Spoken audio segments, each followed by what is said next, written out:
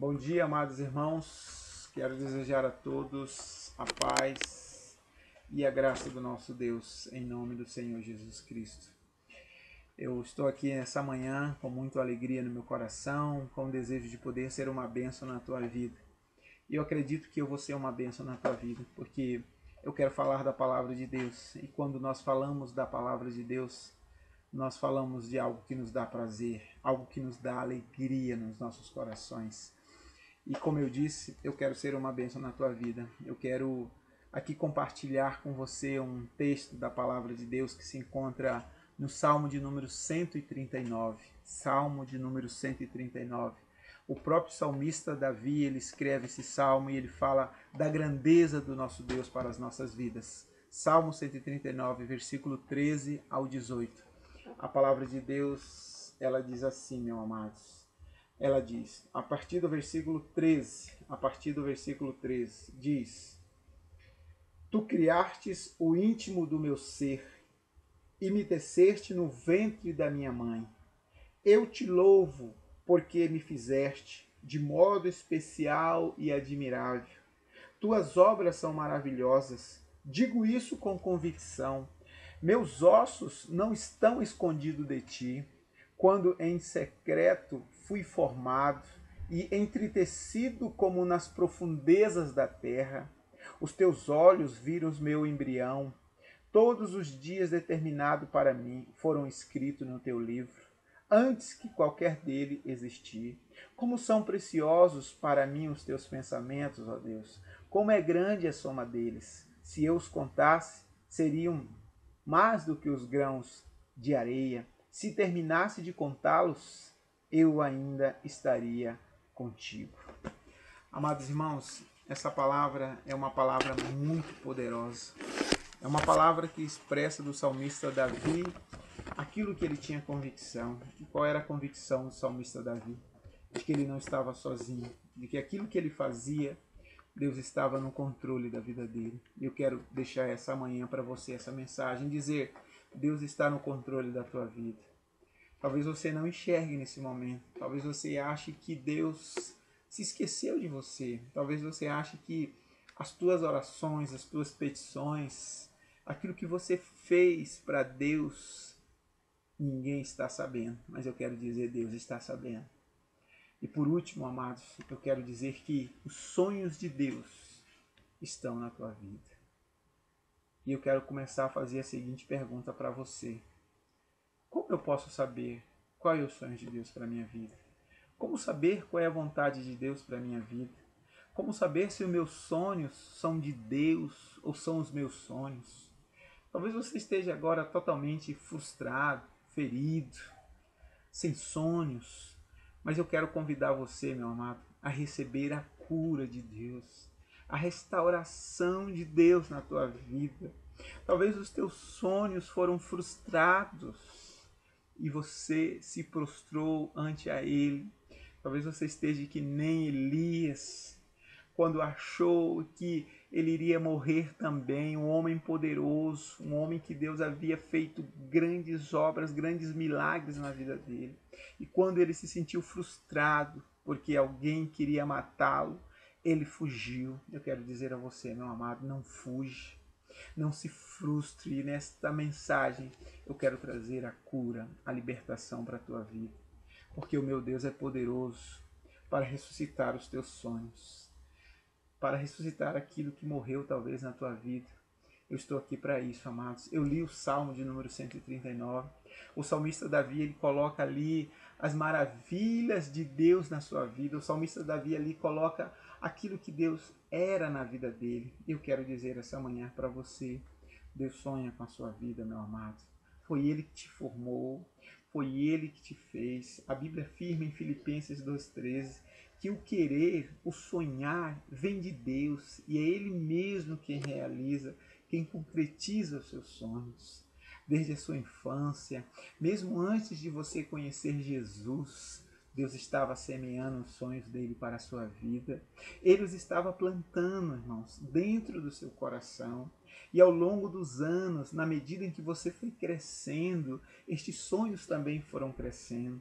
Você brincava talvez de boneca, de carrinho, você brincava de costurar, de fazer uma roupa, você brincava de tantas coisas e naquele seu brincar você sonhava.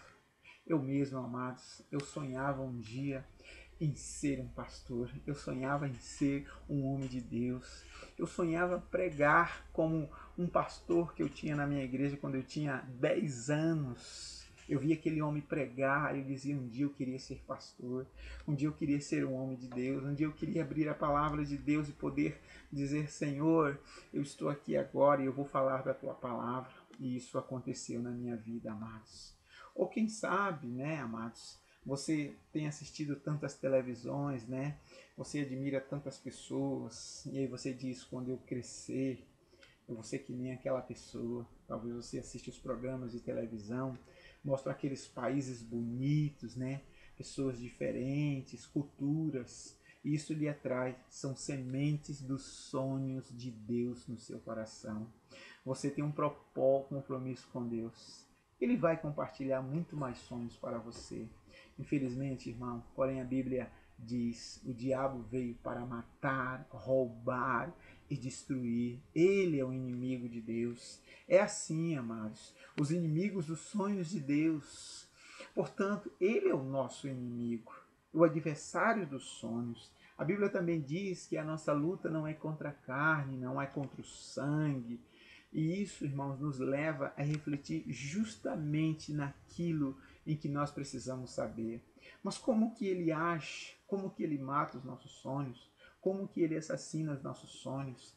Será que ele aparece de chifre para nos assustar, frustrar, tirar as nossas esperanças? Certamente não, meu amado. Ele não aparece com chifre. Ele usa a boca das pessoas que estão perto de nós. É isso que eu quero dizer para você. Muitas vezes o diabo age usando as pessoas que estão perto de nós. Ele usa a boca delas, ele usa olhares, ele usa as pessoas que mais nós amamos, mais nós admiramos para nos ferir e nos desencorajar. É isso que ele faz. Meu pai sempre me disse que as pessoas que mais nos ferem são aquelas que mais nós amamos, porque elas estão perto de nós.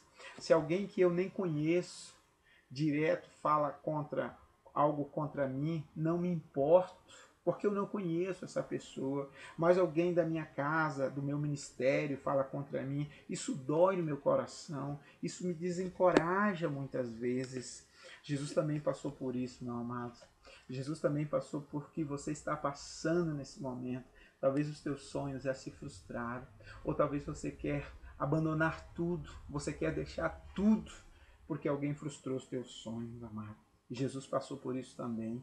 Ele veio ao mundo com uma missão, a palavra de Deus diz. Ele tinha um grande sonho, Jesus tinha um sonho, que era reconciliar o ser humano com Deus. É isso que ele tinha. Ele veio para morrer na cruz, diz a palavra de Deus, em nosso lugar, e ressuscitar, vencendo por todos nós. Ele sabia que ele ia para Jerusalém para ser crucificado. Em Mateus 8:31 a 33 diz que Jesus sabia o que ele ia sofrer. Vemos Pedro, irmãos amados, chamando Jesus à parte. Vocês lembram disso? Quando Pedro chama Jesus à parte, e Pedro diz o seguinte para Jesus, ele diz assim, ele chamou Jesus à parte para tentar convencê-lo de Jesus não ir para Jerusalém. Jesus não podia ir para Jerusalém, mas Jesus sabia que aquela palavra de Pedro não era a palavra do Deus Todo-Poderoso, era a palavra do inimigo, irmãos. Jesus então diz a resposta para Pedro: arreda-te, Satanás, porque não cogita das coisas de Deus. Arreda-te, Satanás, porque você não cogita das coisas de Deus, e sim das coisas dos homens. Eu quero dizer a você, meu amado, você que está tentando desistir aí, talvez as palavras que as pessoas te falaram, talvez as decisões que as pessoas tomaram foram decisões humanas. E eu quero dizer, as decisões humanas, elas podem ser frustradas, porque Deus frustra. A palavra diz que Josué venceu muitas batalhas. O povo de Jericó achava que Josué não iria vencê-lo, mas a palavra de Deus diz que Deus confundiu aquele povo com o seu poder, e Josué não precisou de lutar para vencer aquele povo. Talvez alguém disse algo para você. Talvez você esteja no seu ministério aí passando por um momento muito difícil. Um momento em que as pessoas tomaram decisões que você não esperava, decisões que você não planejou. Já aconteceu isso comigo muitas vezes. Já aconteceu isso comigo várias vezes na minha vida, irmãos. Foram decisões que eu não esperava, mas logo na frente Deus me deu a vitória. Deus sempre me deu a vitória, porque as decisões que eu tomo, eu oro primeiro, eu coloco diante de Deus, eu acredito em Deus e eu sei que se não for da mesma forma que eu coloquei diante de Deus, eu sei que Deus vai agir com a sua mão poderosa. Eu quero dizer a você, amados, quando entendemos, presta atenção no que eu vou dizer para você, quando entendemos que é o diabo que usa a boca das pessoas para nos ferir, irmãos, matar os nossos sonhos, fica mais fácil perdoar essas pessoas. Você precisa perdoar as pessoas que foram instrumento de Satanás para ferir a tua vida. Eu quero dizer isso para você e eu posso dizer claramente no meu coração: eu amo todas as pessoas. Não existe nenhum lugar onde eu passei, seja em Cuiabá, seja em Várzea Grande, seja em Belo Horizonte, seja em São Paulo, seja em Rondônia, seja aqui em Campo Grande, o lugar que eu passei com a minha família no ministério, eu não tenho problema nenhum com ninguém. Meu coração não tem nada contra ninguém. Todos aqueles que procuraram me ferir, todos aqueles que procuraram falar mal de mim, eu os amo, cada um deles. Eu quero dizer a você, é aí que está a vitória. A vitória está aí. A vitória está aí naqueles que perdoam.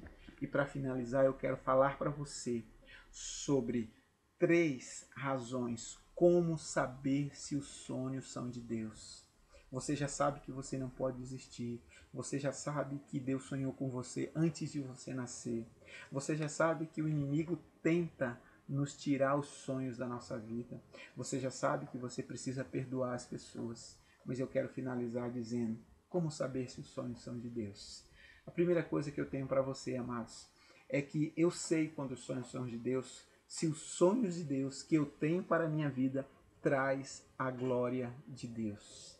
Se os sonhos de Deus trazem glórias de Deus, é porque eu sei que é de Deus. A palavra diz, amados, que o coração do homem pode fazer planos, mas a resposta, diz a Bíblia, que vem do Senhor. Nós precisamos fazer plano.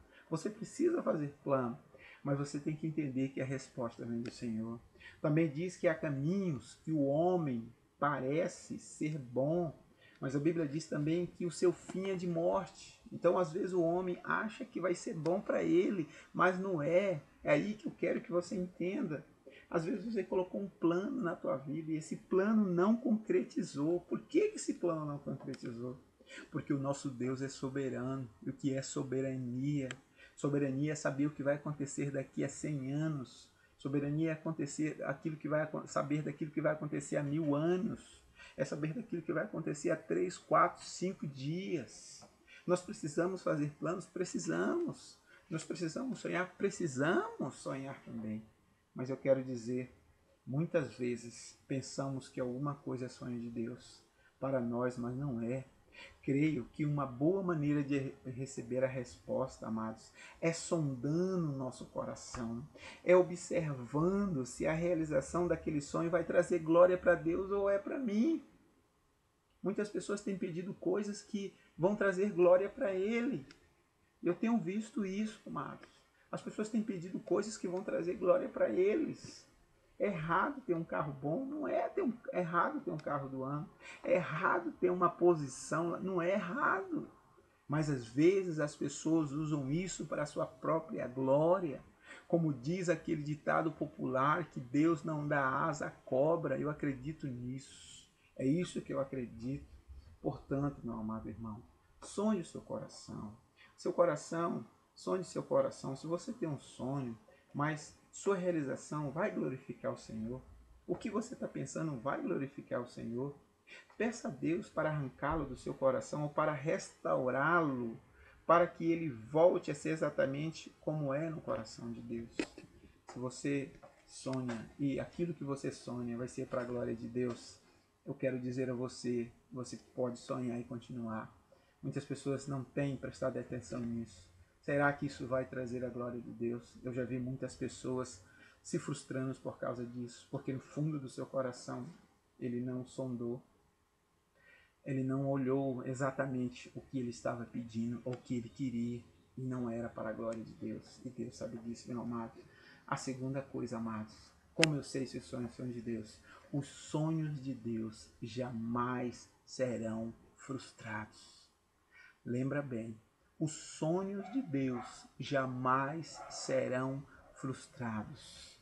Os sonhos de Deus, os propósitos de Deus para a sua vida, têm o poder de se tornar realidade, amados. Por que tem o poder de se tornar realidade? Porque nenhum desígnio do Senhor pode ser frustrado. Não pode. O que Deus tem para você, Ele vai fazer acontecer, se esse sonho que você teve é de Deus. Aleluia, irmão. Glória a Deus. Na Bíblia, quando alguém recebia uma profecia, olha, presta atenção. Na Bíblia, quando alguém recebia uma profecia, era simples saber se vinha ou não de Deus. Se acontecesse, é porque era de Deus. E se não concretizasse, é porque não era de Deus. Aprenda isso, amados. Busque a Deus.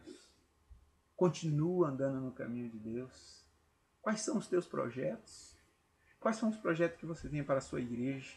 Quais são os projetos que você tem para a sua família? Quais são os projetos que você tem para o seu noivado, para o seu casamento? Quais são os projetos que você tem para o seu ministério que você tem aí na sua igreja? Eu quero dizer a você, os planos de Deus não serão frustrados. Eu conheço muitas pessoas que hoje têm coisas maravilhosas, porque não desistiram, colocaram em primeiro lugar a Deus, porque Deus não frustra o plano de ninguém. A Bíblia diz que Deus quer o melhor de você. A Bíblia diz que Deus te trata como a menina dos olhos de Deus. E por último, eu quero dizer a você, como saber se os sonhos são de Deus? Por último, os sonhos de Deus se realizam no tempo de Deus. Eu quero finalizar com essa mensagem dizendo que os sonhos de Deus se realizam no tempo de Deus. E é aí que eu quero conversar com você, meu amado. Você pode descansar. Porque se algum sonho é de Deus para a sua vida, eu quero dizer aqui nessas meras palavras, eles vão se realizar. Eles vão se tornar realidade na sua vida. Deus sabe o melhor para a sua vida, meu amado. Ele sabe assim o que pode acontecer com você. Assim será como o sonho do seu casamento que vai se tornar, do seu emprego que você vai ter, da sua faculdade, do seu ministério, enfim. Todos os sonhos de Deus se realizarão. Lembra bem que eu vou dizer para você, no tempo de Deus. E qual é o tempo de Deus? É o nosso tempo? Qual é o tempo de Deus? É o nosso tempo? A Bíblia diz que há tempo para tudo debaixo desse sol. Há tempo para tudo. O povo de Israel não entrou em Canaã de um dia para o outro. A Bíblia diz que eles andaram 40 anos no deserto, mas Deus concretizou os sonhos que ele tinha na vida daquele povo. Eu quero dizer para você, meu amigo, que está aí me ouvindo nesse momento. A palavra de Deus diz que há tempo para tudo. Há tempo para tudo. Você não precisa estar aí se degladiando, desesperado. O que eu vou fazer? Lembra bem, descanse no Senhor. O Salmo de número 37 diz: entrega teu caminho ao Senhor, confia nele e ele tudo fará. Entrega teu caminho ao Senhor. Deixa que Deus fará na sua vida tantas coisas que você não tem condições de fazer. Eu quero agradecer a Deus e eu quero que essa mensagem seja uma bênção na tua vida essa manhã e que você possa refletir no seu coração exatamente o que Deus tem para você. Deus tem maravilhas para você. Eu não sei onde você pode chegar. Eu não sei. Eu só sei que você pode chegar muito longe. Você pode ser um grande pastor. Você pode ser uma grande missionária. Você pode ser um grande empresário. Você pode ser um grande advogado. Você pode ser um grande homem, uma grande mulher. Você pode ter grandes famílias. Mas isso, se você souber esperar no tempo de Deus. Deus tem o tempo dele, meu amado. O tempo dele não é o nosso tempo. Por isso não se frustre. Levante a sua cabeça. Dê uma risada, diga glória a Deus, aleluia. Porque Ele vai fazer maravilhas na tua vida. Que Deus abençoe você. E eu quero orar por você nesse momento, em nome de Jesus. Pai Santo, Pai Todo-Poderoso, eu quero mais uma vez, ó Deus, entregar nas tuas mãos essa mensagem, Senhor Deus. Que o Senhor possa abençoar aonde ela chegar, aonde ela estiver agora, ó Deus, em nome de Jesus. Abençoa e guarda, Pai, em nome de Jesus, essa pessoa. Prospera o caminho dela, prospera a vida dela, prospera a sua família, em nome de Jesus. Amém, Senhor Deus. Amém e aleluia. Até a próxima, em nome de Jesus.